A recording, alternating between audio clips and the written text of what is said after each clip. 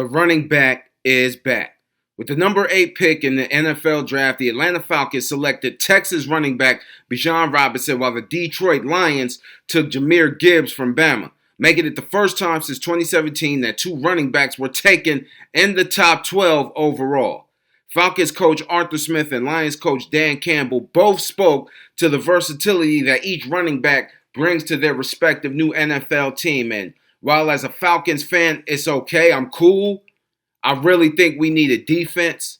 But it's going to be interesting to see what happens, because I think what they're probably going to do is they're going to move Cordell Patterson to his more natural position, which is wide receiver. He could run as a running back, but his natural position is wide receiver and kick return. So they'll probably move him out, which will give them another weapon at receiver. When Kyle Pitts comes back healthy, you'll have him, Drake London, and Cordell Patterson. Meanwhile, Bijan will carry the load at running back along with Tyler Algier and Caleb Huntley when he comes back. So my Falcons offense is interesting. Then they made a couple of big moves at free agency on defense. As far as Detroit is concerned, I think they wanted to part ways with DeAndre Swift. That's why they traded him and they went for Jahmyr. Yeah, these are surprising picks, but I do think that both running backs will make a solid impact on their team. The Philadelphia Eagles front office wins again.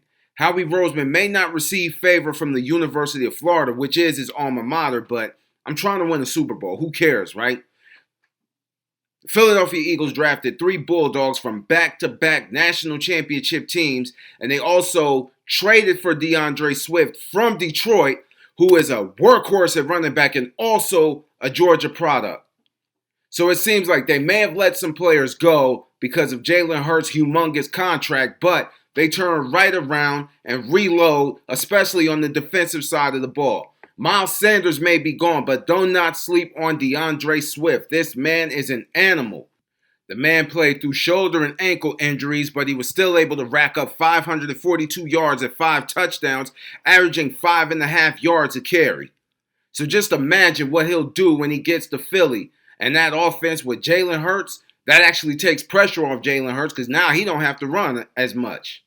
If your name's not Bryce Young or CJ Stroud, chances are you're not looking for a quarterback in the first round with a top 5 pick. It seems like ever since Brock Purdy made an impact on the San Francisco 49ers and gave them a deep playoff run, teams are looking for their quarterback on days 2 and 3 in the NFL draft. And it's crazy, right? The Green Bay Packers picked Sean Clifford from Penn State in the 5th round, so chances are he's going to battle Jordan Love for the starting spot this offseason. He's 3 months, Jordan Love, is 3 months younger than Clifford, and they're both 24, so that's going to be interesting. And then Jaren Hall was picked up by the Minnesota Vikings, pretty much telling Kirk Cousins, we're parting ways with you. We're not picking up your option. We're done with you. And then TCU quarterback Max Duggan was wrapped up in the 7th round. Seems like a lot of NFL teams aren't looking for their first round quarterback anymore. You're not seeing that too much anymore. And it's interesting. It's interesting. So I pose this question to the audience. Is the NFL done with looking for their first round franchise quarterback?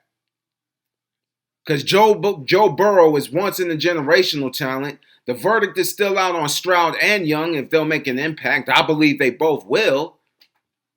Let me know what you think in the comments.